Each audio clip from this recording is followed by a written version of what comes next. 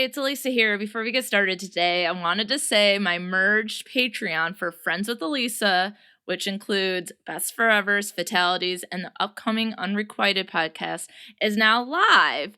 So, of course, I want to do some major shout outs to my friends who have already joined. So, thank you to Maggie and Jennifer and Heather, Ashley, Steven, Jen, Bailey, Jenna, Amanda, and of course, my parental units, Jim and Nancy. It definitely feels like a purple shirt day with all the support, and I'm so grateful. Thank you for becoming friends with Alysa, even the folks that had something to do with me becoming a human. And for those who are wondering, like, what's this about? You got to check it out because the new Patreon does cover 3 podcasts. So there's a lot of swag and tea. In fact, all of y'all who join in May will get a limited edition Friends with Alysa pencils. Woo woo. But there's also, behind the scenes, Alysa watches TV videos or audio. Alysa sometimes read books.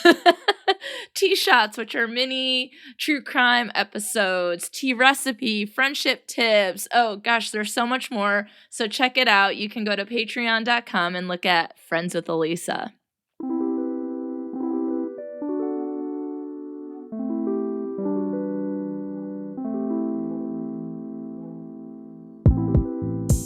You're listening to Best Forevers, a podcast for kindred spirits, a podcast that encourages you to love more in your friends and to further consider the issues that plague friendships.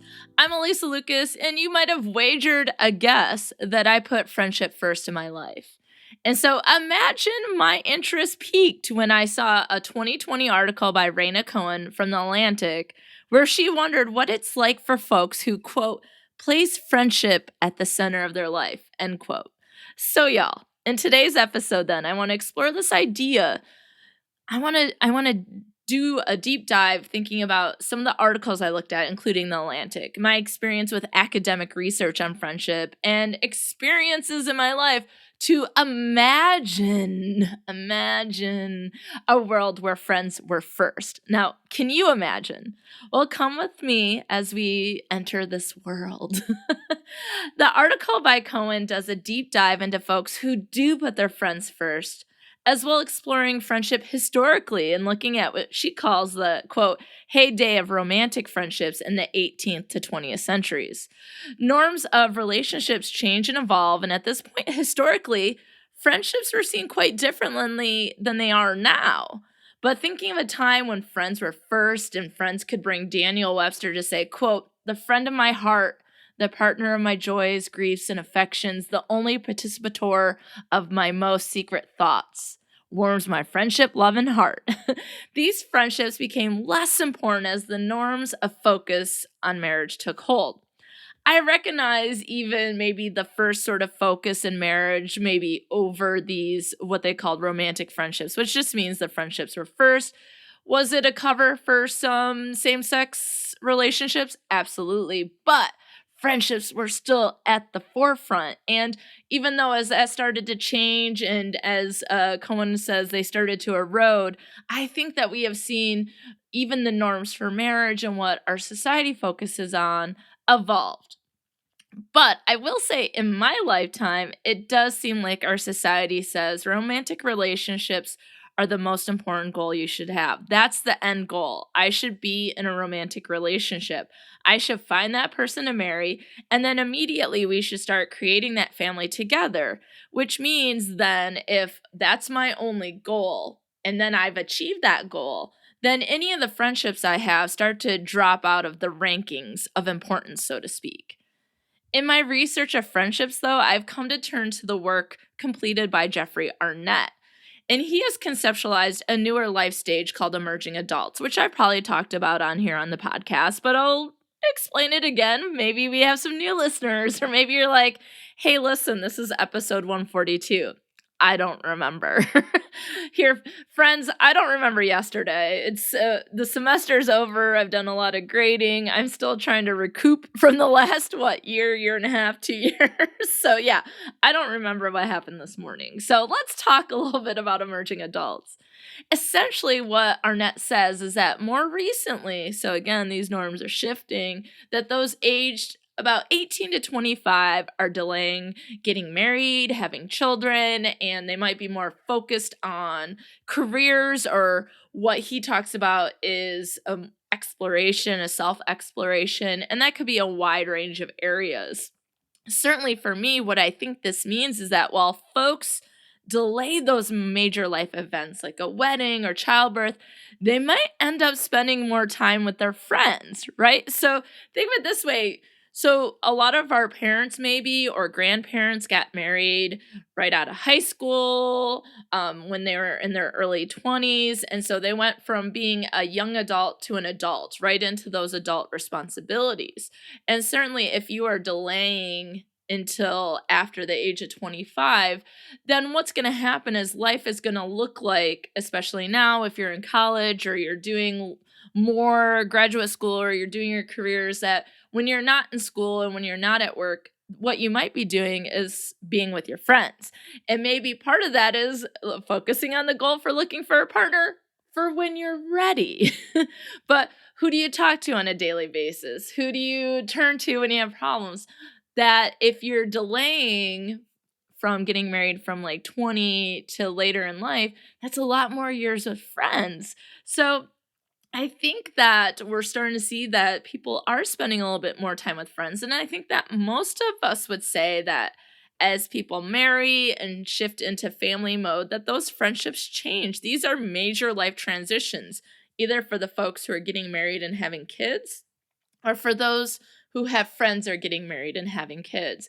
And let me be clear, hashtag you do you, right?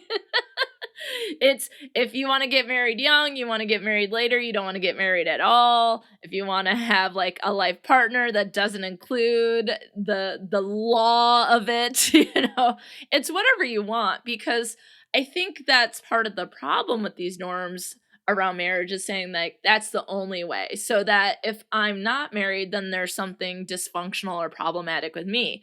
I don't like that, right? Like, let's not do that. Let's not make people feel bad for not having relationships or getting married or having kids. That there's a lot of other ways in which we can have a fulfilling life, right? But what we do see is that maybe life changes when, if someone chooses to get married or chooses not to get married, that their friendships might also change.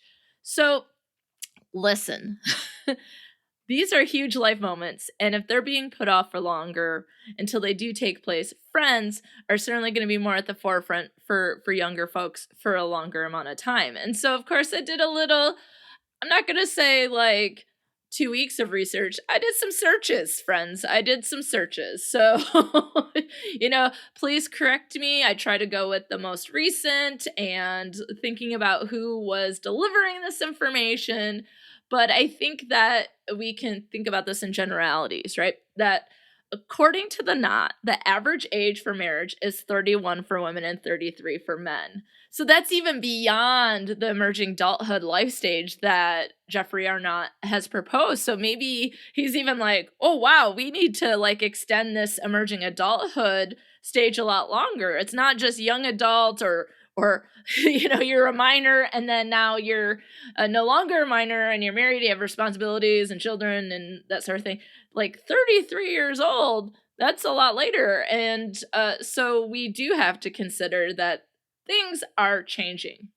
Now, Ashley Stahl for Forbes indicated in a 2020 article that first-time mothers' ages have changed from 21 to 26 and fathers from 27 to 31. So what we might see is that people might be having kids, also besides like these marriage norms, it's like you're supposed to do it in this order, like do it how you want to do it, right? So you can see that people might be having children before they get married or maybe after they get married, and so it's just not the path that maybe our grandparents were used to. Although going back to the 18th century, it was different. So of course, we have to continue to think that things are changing, and maybe the imagination we'll go into today will help change some things as well. Okay, so Wendy Wang of the Institute for Family Studies in 2020 reported we are at a 50-year low for divorces so essentially for 1,000 marriages, about 14.9 end in divorce, according to her article, and that was for 2019. And then the American Psychological Association indicates that About 40 to 50% of marriages do end in divorce. And then finally, the CDC says that the average age of death in the US is 77.8 years of age, with simplyinsurance.com reminding us that there is a gender effect there, of course, that men, average age of death is 76.1, whereas women are more likely to live longer, to at least 81.1. So what does this all mean? Even though we focus on romantic relationships overall, younger folks are waiting to get married and having kids, and that divorce still provides a number of folks a traumatic transition in their life. And for many folks, they might outlive their partners. In fact, the Atlantic article indicates that we spend a lot of time single and, quote, 1/3 of older women are widowed. But what might that mean if friends were held as more valuable? So that's what we're going to do now that we sort of indicated, the focus on marriage, right? We focused a little bit on that. That now we can go in and say, what if this was different? What if instead of saying the one way to make life work for you is marriage and a romantic partner, what if we said friendship is important? So I've come up with a list of 7 items that I think our world might look like if we did put friends first. And now, friends, this isn't all inclusive. Like, these are ideas that I've had just reflecting on this for a while since I read the article by Raina Cohen. And so certainly I want to dig more into this. I think it would be really interesting to look at how single folks put friendship first over romantic relationships, or people who choose not to get married. Like, I want to do even a deeper dive. So today we can call this a start. But not only do I want to do more, I'm sure as you're listening that you might have reflected on this at some point in your life, and you might either agree and have more ideas to add to the list, or disagree and say, here's why friends should not be first. And either way, I want to hear all about it. So you can easily find me at Friends with Alysa on any of the social media platforms. I will say, though, on Twitter, it's Friends W Alysa, because apparently Friends with Alysa was too long. They couldn't handle all the characters. And of course, you can always email me at friendswithalysa@gmail.com. So here we go. Alysa's 7 imaginations of the world if friends were at the forefront. Okay, number 1. Friends will be present even if they're partners. Oh, golly. Here we go. So I just have to say, like, friend droppers, what are you doing? So in the world as we know it now, if the goal is romantic relationships, and as soon as someone gets a partner, especially when people are younger, like high school, college, I don't know, maybe even when they're 50, 60, they're like, I got a partner. Bye, friends. See you later. And it's like, but why? Like, why can't we have friends as well as having a romantic partner? Because especially in high school, although some of y'all are high school sweethearts and, good for you. Like, tell us the secret. Some of you are like, that's not going to be your life partner, especially if people are waiting to 31 or 33 to get married as a general rule, right? So one of the things is that if friendship was in the forefront, then it would be okay to have friends and romantic partners, right? We wouldn't have to choose between the two. In fact, when you start a relationship, you can say, my friendship is important. Or they might already know that because this is a world where friendship is at the forefront. That it is, if we're going to be in this relationship, get on board with the bestie. And they talk a little bit about this in the Atlantic article. She was here before you, and she'll be here after you. Now, that doesn't mean that the romantic relationship can't last, but if we turn back to the life expectancy, the woman, if it's a heterosexual relationship, for example, might live longer, right? In the instance in the Atlantic, she was talking about her male partner. And so we do have to consider that our lifespan might include a lot of years where we don't have a partner. And so if we are focused on dropping our friends, then there are going to be a lot of gaps of friendship, which I'll talk about in a little bit. So my first imagination is that it is okay to be friends and it's okay to have partners, and that your partner will respect and care about your friends as well, and will respect the time that you have with them, might even become friendship together. So my best friend and her partner, I introduced. So again, I'm 100% for matchmaking. I'm 1 for 1. So I'm just going to stop while I'm ahead. But also the idea is like, I consider him to be one of my best friends as well. And what I respect about how they do it, I know that they would call each other number one, but that I can come in and be like close to number one. That I'm going to get calls when things happen, that I'm going to be invited to events that they want me at. And that's what we're looking at, is that we can have partnerships that include our friendships, and we can have friendships that include our partnerships. They don't have to be a competition. They don't have to be separate. They can be integrated, and it can be a wonderful thing for all. Ugh, who doesn't want more friends? Like, come on. Like, when you get in a partnership, it's like, whoa, look at all these friends I'm gaining. Right? Like, hello. Okay. So that's my first imagination, is that friendship and romantic partners don't have to be separate. They can be integrated together. My second imagination for this world of friendship is that you don't have to feel bad for liking things and doing things. So sometimes I think that when partners join, they will certainly rub off on each other, right? There's this, I'm remembering, and this is off the cuff, so I didn't prepare this in advance. So if I need to do a little bit more, explaining it, I'll post a video on Insta, right? But there's this idea of like self-expansion model. And so if you think of each person as a circle, that your world will overlap with each other, right? So then if your partner, we'll use my parents as an example, which I know I've used before, but my dad's into the banjo, right? And so just by listening to him, as he likes to say, practice on his banjo, my mom is including that in her world, right? But she doesn't have to want to play the banjo herself. She might support my father by encouraging him, like, hey, I heard you practicing, sounds good, or I hope you have fun in your lesson today, or hey, there's an outdoor concert that it's gonna feature the banjo, like, I don't know. And then she goes and supports him. Like, that seems like fine, but we don't have to like and do everything our partners do, and we don't have to feel like we have to drop those things because of our partner.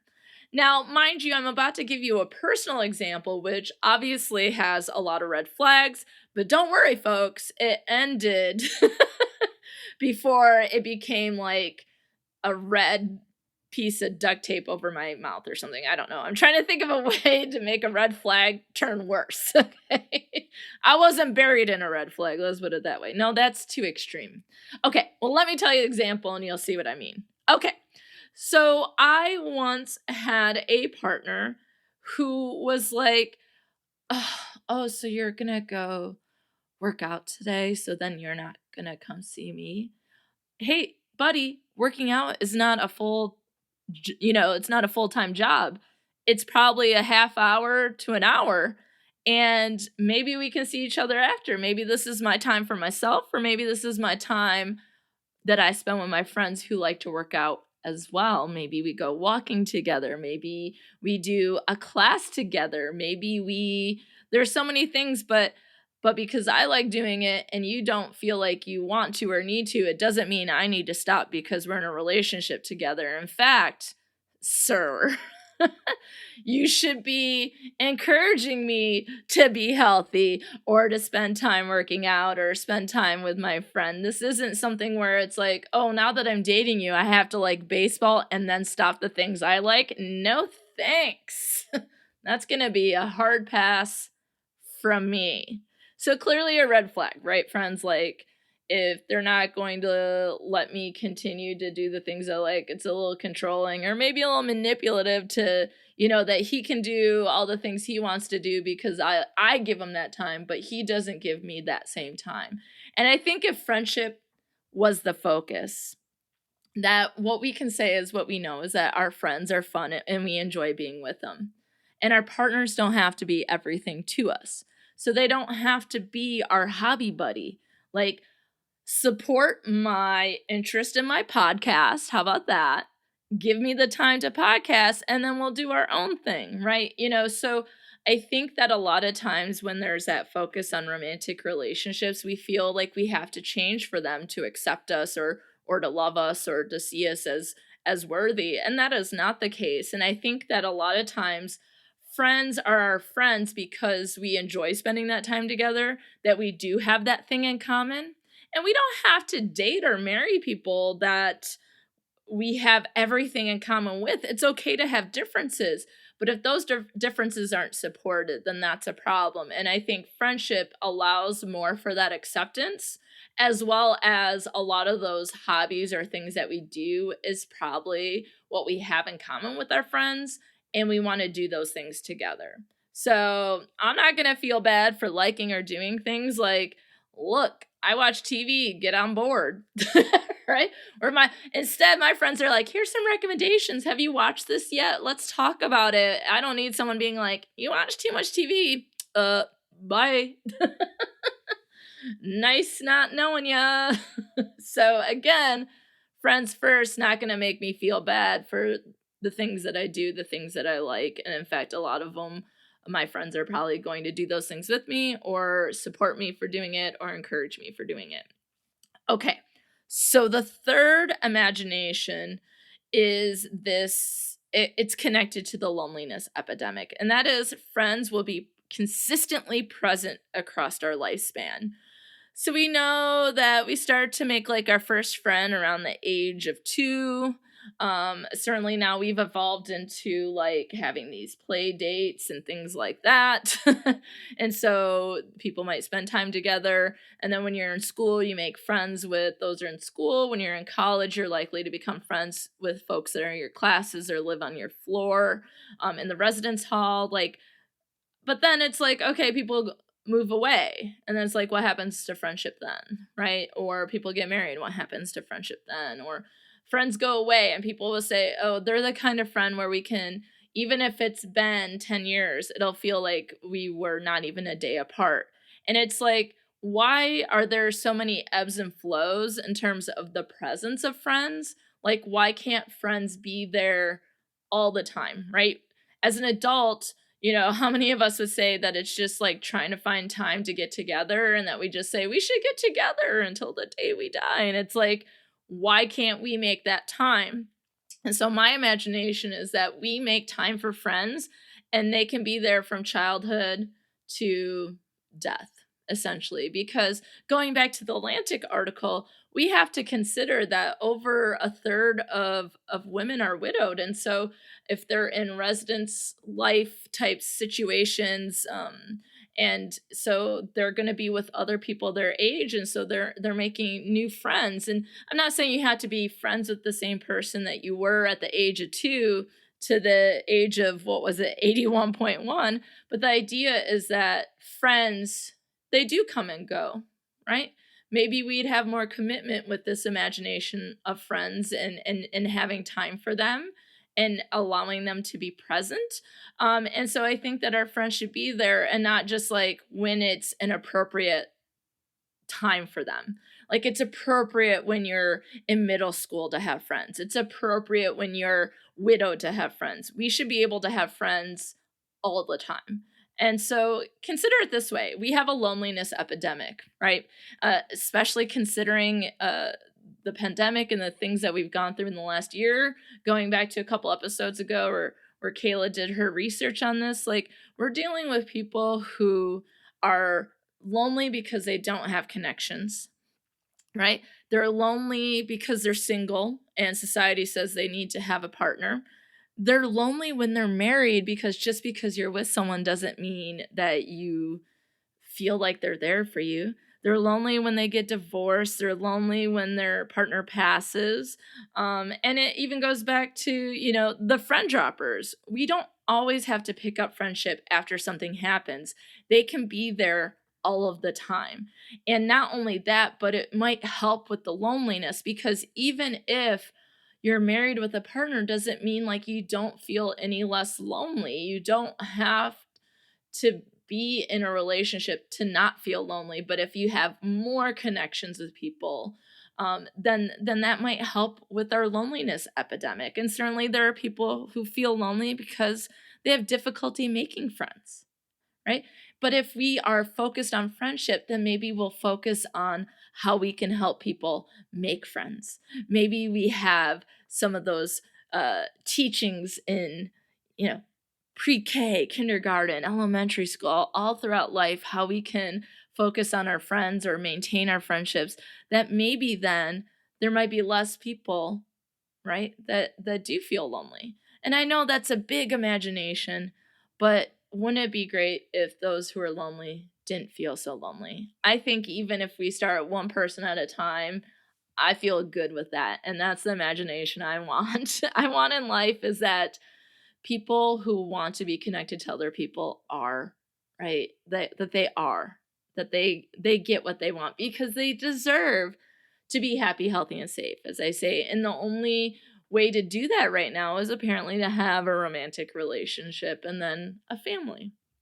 So moving into maybe the most critical and encompassing imagination, and that is our intimacy and care widens. And this is specifically an idea that I pulled from the Atlantic, and I think this is critical. I think it is something that I talk a lot about in my classes, and that is that if we're with a romantic partner, what ends up happening is we rely on that partner for all of our needs. And should one person have to fulfill all our needs, it's going to be impossible, right? Even thinking about just how personalized we might want social support, how we want people to listen to us, or if we want them to solve our problems. One person isn't going to be able to make all those adjustments and be everything to you. It's not fair to them, and it's going to be an uphill battle. It's impossible. And so if we have that expectation that, well, when we get married, this person's going to be my everything. And if that person is your everything and it works out, again, hashtag you do you, right? But that seems very difficult, right? That is some high expectations for one person to meet, and then to feel like a failure because you can't fulfill your partner's needs. Well, you know what? There are other people. Like, a lot of times people will say it takes a village to raise children. Why can't it be a village to live our life, right? That I do have a partner. This is someone I want to spend my time with. This might be the person I do want to have children with, or that I can see myself, being with until we're 76.1 years of age and 81.1 years of age. I'm really getting specific with those years, but that there are other people who can fulfill needs. And so then it takes the pressure off of them, right? What do you do if the romantic partner is the focus? Then everything goes on them. And this is a quote that I love from the Atlantic. It's so easy. It makes so much sense. And that is, quote, friendship lessens load for romantic partners. It lessens the emotional load for romantic partners. And that is, don't you want your partner to be able to be successful in helping you fulfill your needs, but not be that person who has to do everything, because it's a lot to carry on one's shoulders. It's a lot of expectations to live up to. And if we think about friendships first, the idea, one of the things that happens is that closeness, that support, that care, that understanding, that acceptance, that widens who might be able to help us. It's when we're going through something, that we can talk to our partner about it, but we can also have other people talk about it. And if we are talking about age here or life expectancy, one of the things that folks might say is that men don't live as long because of health concerns. And one of the things might happen is that all of their energy in terms of getting social support is in their romantic partner. But for women, so again, taking a heterosexual focus here, that for women that they might already start to look to these other people to get assistance, right? That maybe we might live longer if we did have that focus on reaching out to a lot of different people for when we need help. So I found this article, and it's from the Daily Emerald, which is an independent webpage. It's journalists, but they're students, and it's by students and for students, and so that's really neat. I love the idea of these students getting as a college professor, right? I'm like, ooh, yeah, you write your articles, right? You get that experience, you do it for your peers. I love it, right? So Bella Zarowski posted an opinion article on April 7th, 21, and it talks about this idea of putting friends first and saying that, in our society, it says that romance is the key to happiness, that you're not whole without a partner, and that even there's advantages to being married, like for taxes and laws and stuff. But in her article, she cites a personal relationships journal article by William Choprick. And the main point that comes out of that is, quote, supportive friends was a strong predictor of health. So having friends is healthy, right? It's good for our health. It has a positive impact on our health. And so only focusing on one person or no one at all might be bad for our health. So I think if we widen sort of this intimacy and care, that we have this village of support, that we can focus on this kindness and understanding, and that one person doesn't have to be everything to another person. Wow, like just think about that. Imagine a world where people are healthier because we focus on friendship. Oh, I love it. I love it. I'm with it. I'm all about it. Let's make this happen. And so thinking of that leads into my fifth imagination, which is this idea that we can support our friends, we can grieve with our friends, and we can grieve for our friends. So taking that article, that idea from Bella Zarowski about like the advantages of being married.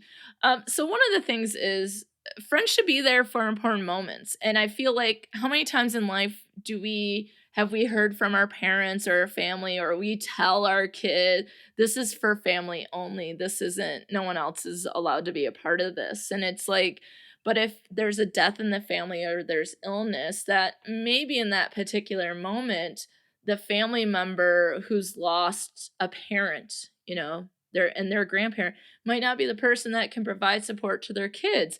Why not have that opportunity that a friend of your child, adult child even, can be there during a grandparent's funeral, that they can provide that support and they can get that greater care, going back into let's widen our intimacy and care.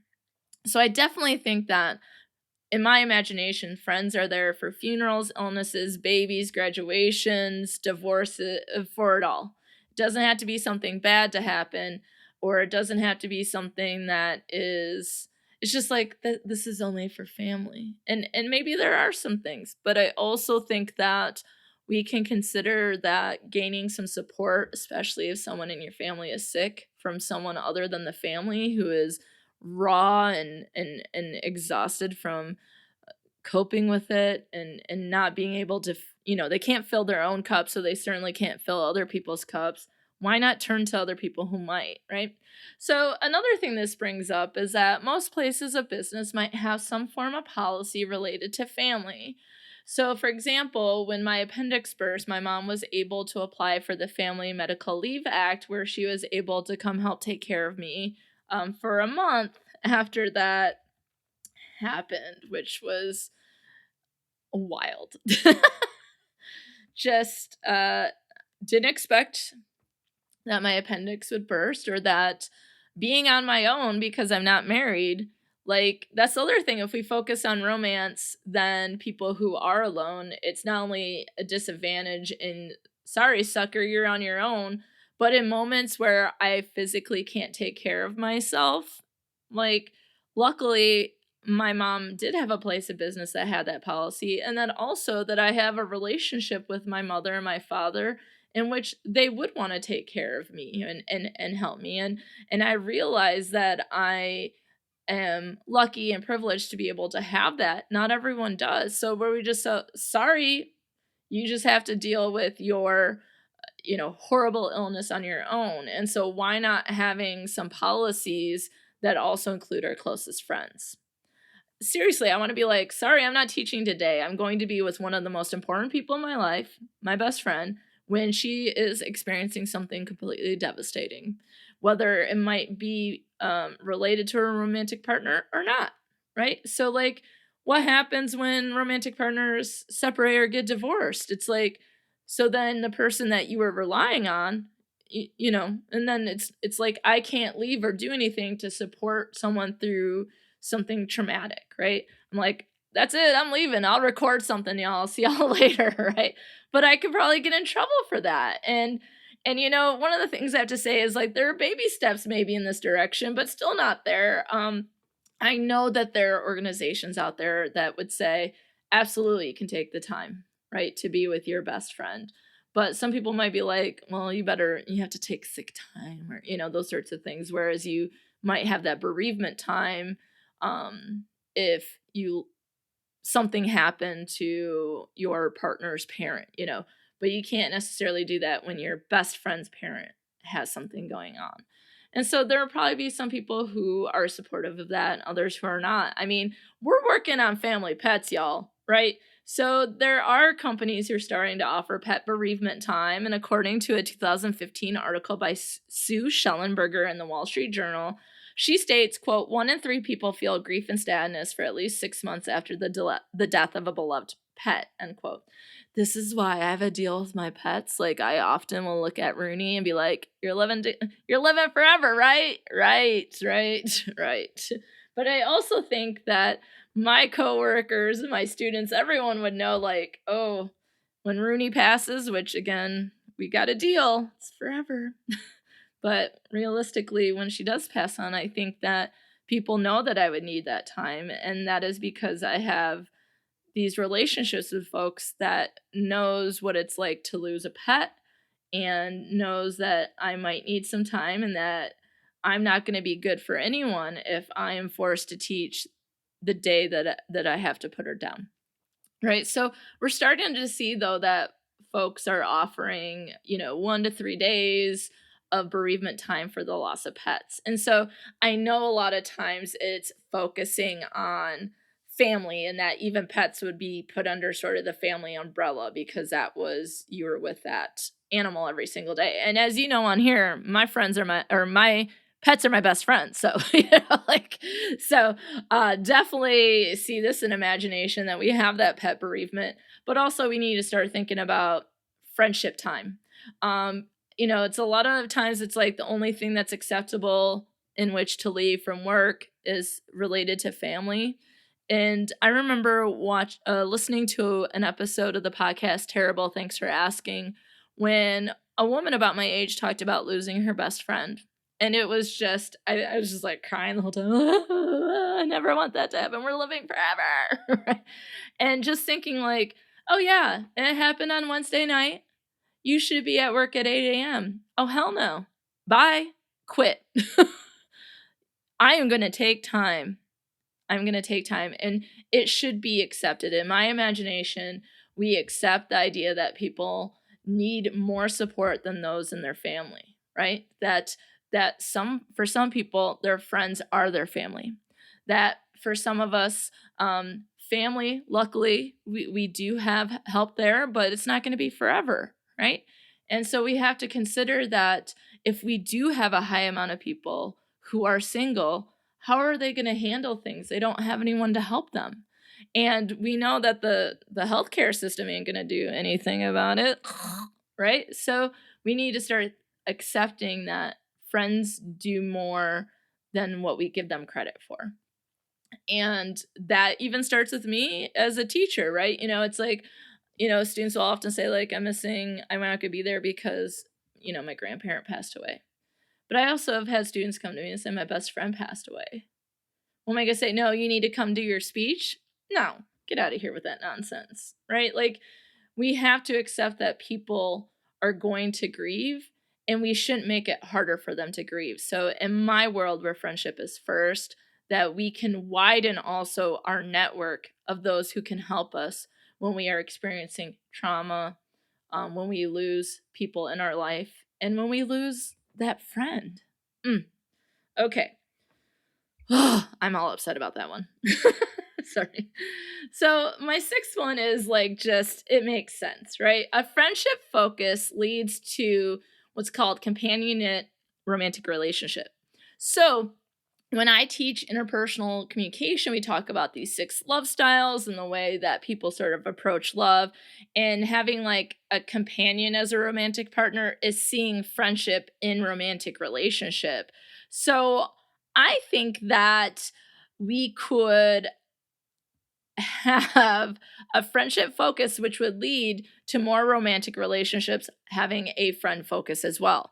It doesn't mean that we need to focus on all, like, again, heterosexually, like, if you're a man and a woman and you are friends, that must mean you're in a romantic relationship. No, that's not what I mean. I'm saying anyone who is in a romantic relationship might focus on finding a partner that has some level of friendship qualities, because we want those people that we enjoy. We do want people who support us. We do want these things. And so why only focus on things that are practical, or only focusing on lust? It might not lead to a long-term relationship. It might not lead to being committed, but if that we have a friendship focus in our world, that we might imagine that those romantic relationships that are also included might also have a friendship focus, which might lead to some levels of commitment, that because of some of the qualities. And here, friends, I'm not saying that if you marry your best friend, that relationship is going to last forever, because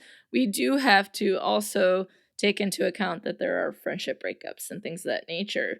And I think that a friendship focus not only could lead to friendships that focus on friendship, but might also put more care into people whose friendships end, right? That we do need to focus on that. And so certainly when I fill out the love style scale, I score high on this one. But then I put friends first. Why wouldn't I want to be with someone because I want to be? Why wouldn't I want to be with someone who makes me laugh and supports me and understands me, and it's fun to be with them? That sounds amazing. So let's do it. Let's just put friendship everywhere. Sprinkle it just everywhere, and we can just have that better life. Like, let's do it. All right, and my final imagination, because this is something that I've felt since I was a wee little lassie, and that is, if we put friendship on focus, we can defriend the pressure surrounding romantic relationships. So in a world where we focus on romantic relationship, it's, hey, do you have a boyfriend? Ma'am, I'm 11. What do you think we're doing? Like, we can't go anywhere. We can't do anything. 11, everyone's weird, uncomfortable, middle school. God, why would you assume that it's a boyfriend? Again, we have this like pressure on romantic relationships, and then we certainly have a pressure of heterosexual relationships. Again, if I have friends with a guy, then we must be working towards a romantic relationship, and that is not the case. And then when we end up saying, to let people know that no, this isn't romantic, we say, oh, we're just friends, and then we again devalue friendships, when it could be, you know what, I'm not going to worry about it. I'm going to worry about myself. I don't need to know if you have a boyfriend or a girlfriend. I don't need to ask, so when you two getting married? And then when they get married, it's, when are you getting pregnant? And then after they have their first child, it's like, when are you going to have another kid? Like, seriously, can we talk about something else? But also, let's not forget that when you ask someone to have a boyfriend, you could be denying the fact that this person is gay, right? Or that you could assume that people are going to get married when that's not what they choose to do. Or maybe you're asking people about something that's extremely painful, like infertility issues, right? Like, let's focus on other things in life.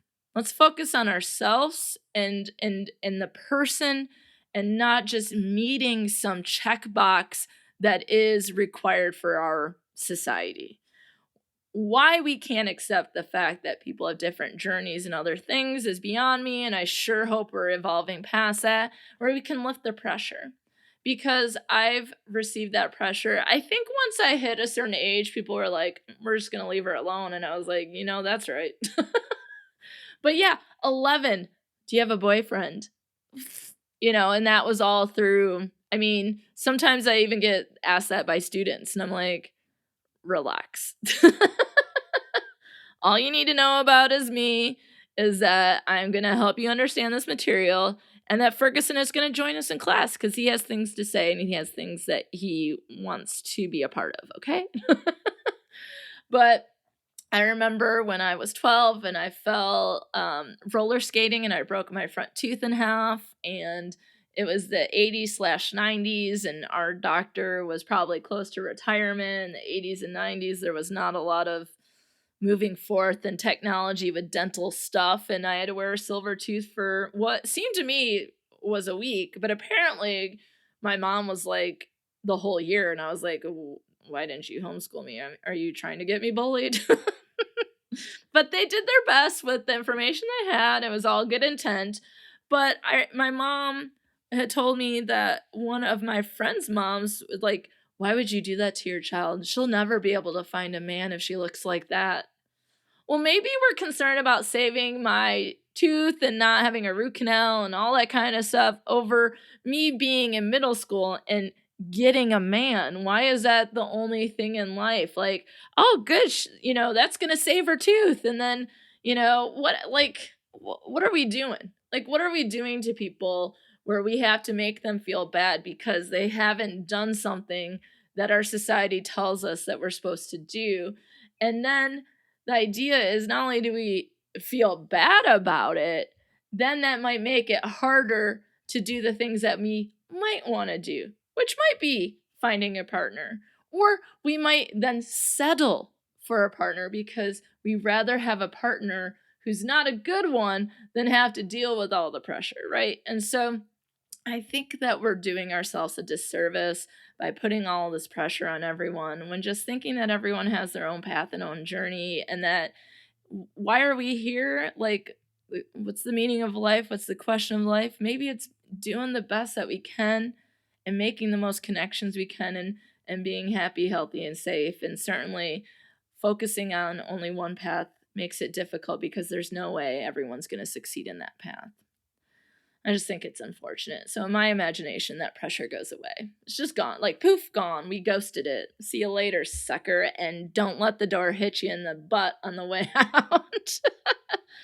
So those are my 7 imaginations. Is this a world you want to live in? If you're like, no, thank you, I like the one we're in now, or you have a different imagination, if you have stories or ideas or anything you like to share, I want to hear all about it. And you can email me at friendswithalysa@gmail.com. And I would just love to make this list longer. Like, let's make evidence. Let's put together our evidence for why our culture should evolve. Let's do it. I'm ready for it. So until next time, friends, what would your world look like if you focused on friendship? Because without our friends, who would we be? Thanks for listening to Best Forevers. If you like what you hear, be sure to subscribe, rate, review, and of course, share with a friend. Please be sure to follow Best Forevers on Facebook, Twitter, and Instagram at Best Forevers Pod, and I'm at Dr. Alysa Lucas on Twitter. You can always find the podcast webpage for more information at bestforeverspod.com, and share your stories of friendship by emailing me at bestforeverspod@gmail.com. And if you'd like to support the movement to love on our friends more, check out the podcast on patreon.com/bestforeverspod. Now, friends, check out this recommended podcast that you must get in your ear holes immediately.